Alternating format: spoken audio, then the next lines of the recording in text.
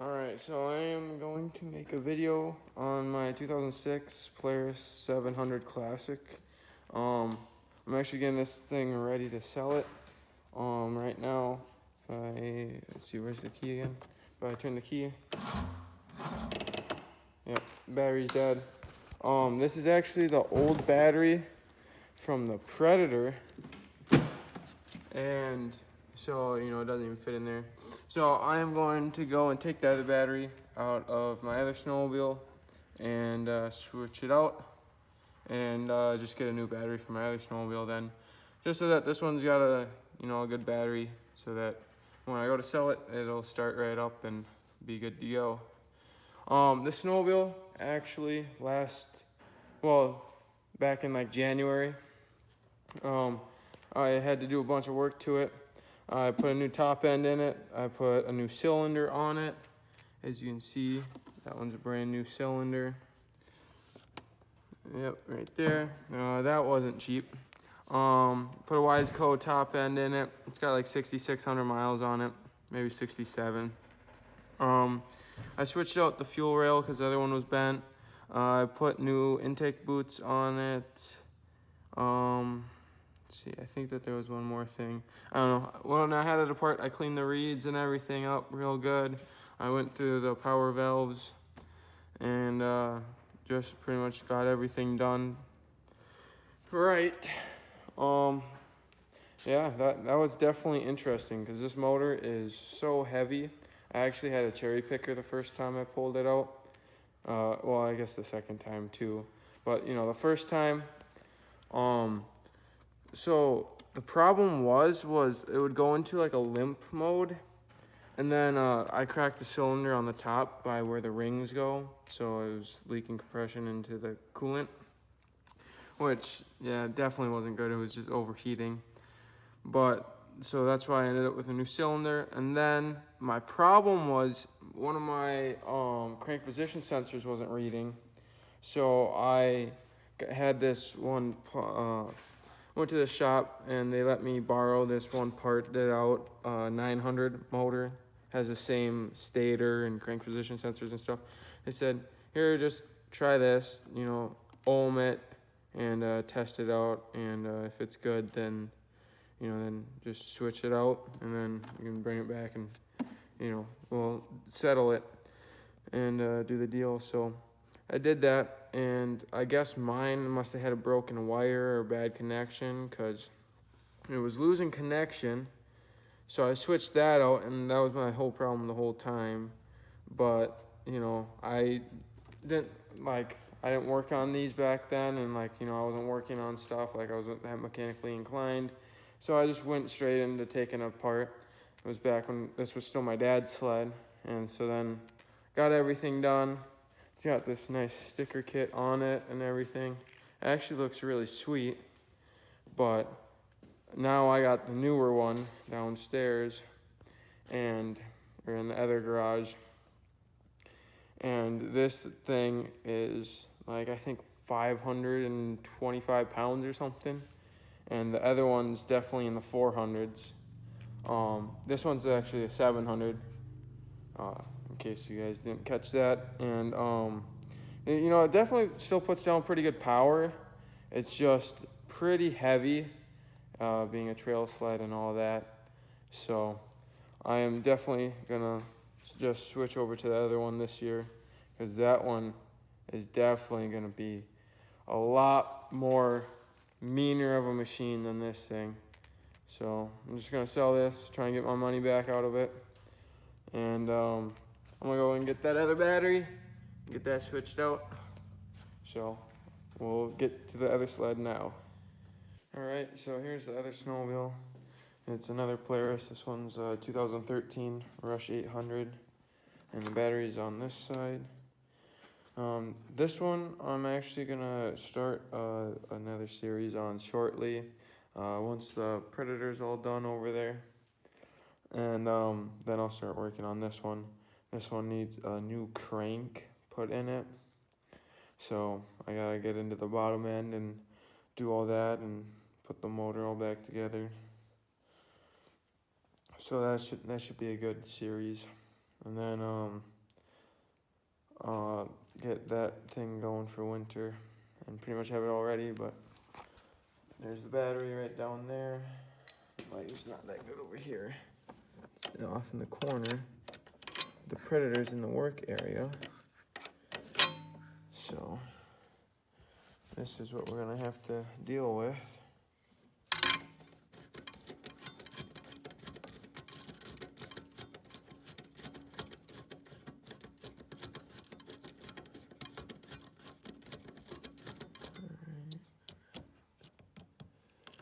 Yeah, so this snowmobile I got from my dad.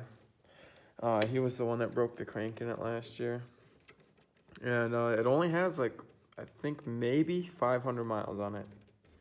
And the crank already broke. The reason we know the crank is broken is because you can just spin the clutch.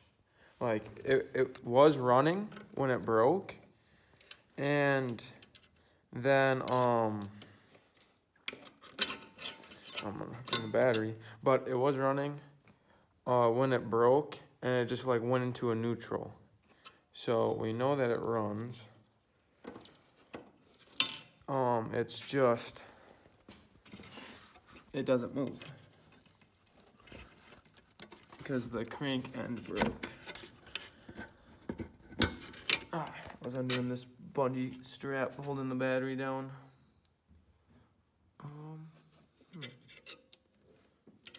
Don't exactly know. Okay.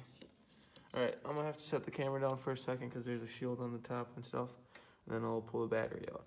Alright, so I got my flashlight now. I got the battery out, and you actually have to take a shield off too.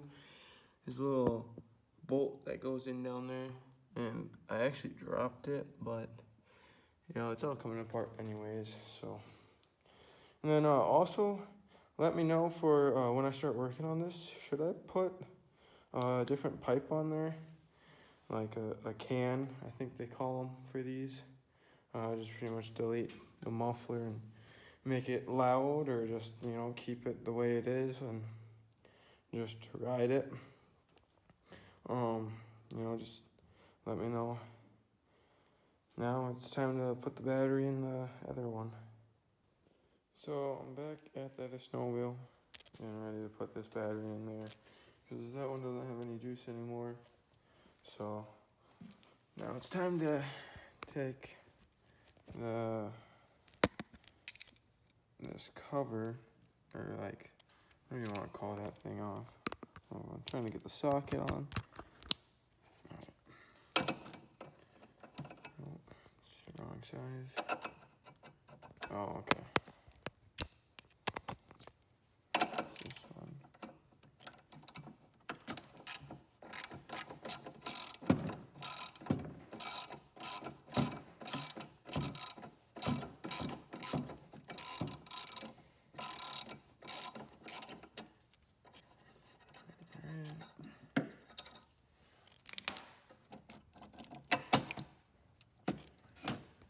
And then we gotta undo the ones for the battery.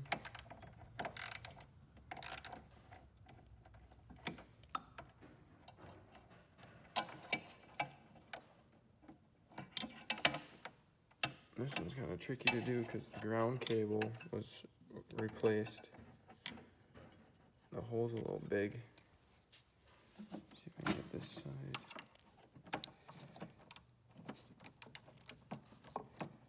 Okay. I'm gonna grab a screwdriver.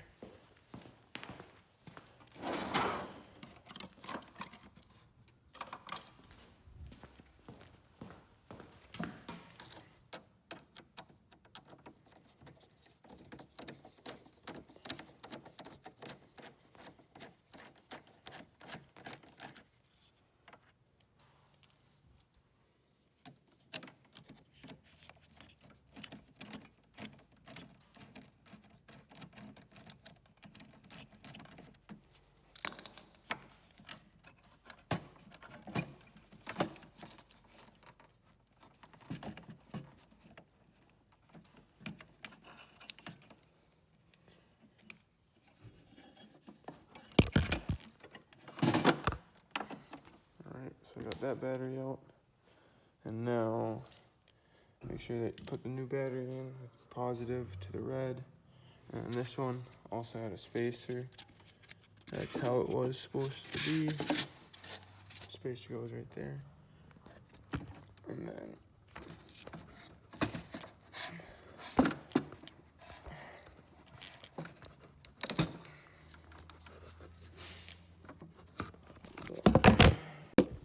alright, so I got it in there. It's kind of a tight fit. This one might be a little bit wider than what's supposed to like actually be in there, but it's all good.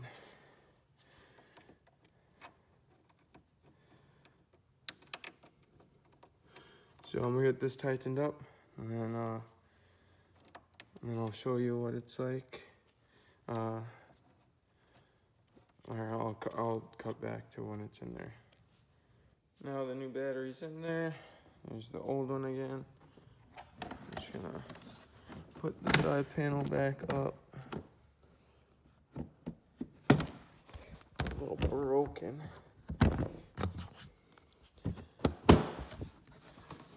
I get the tab and up here.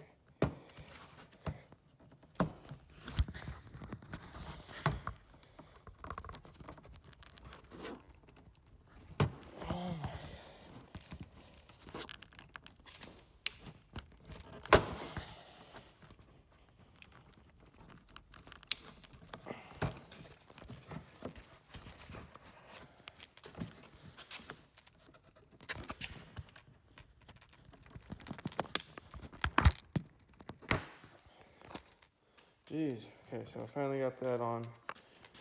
Now, turn the key, pull up.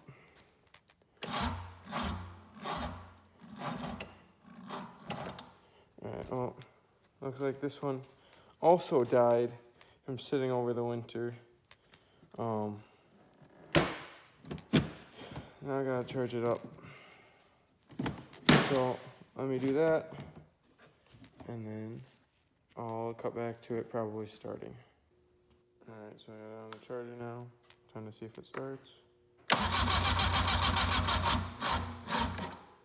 Oh, still needs some more juice.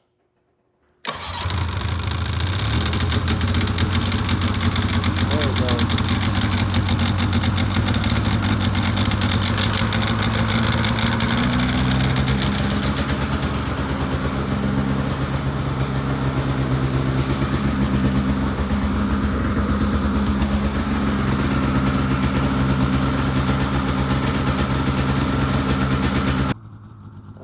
So I got it all running now. As you can probably hear it outside. All it took was a little bit of a charge to the battery because the battery didn't have enough power. And it's been sitting for a few weeks since the last time I had it running. So I needed enough juice to get some fuel going through it.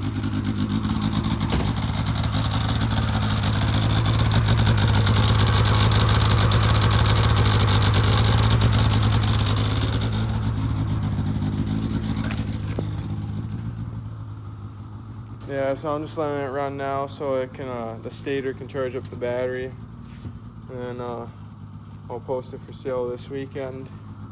Just because I got the Rush 800 now and I'm going to start building that. So get some funds for that by selling this one. So I hope you enjoyed this little video on the 700. Probably going to be the last one until the Rush 800 starts getting taken apart. So more snowmobile content to come.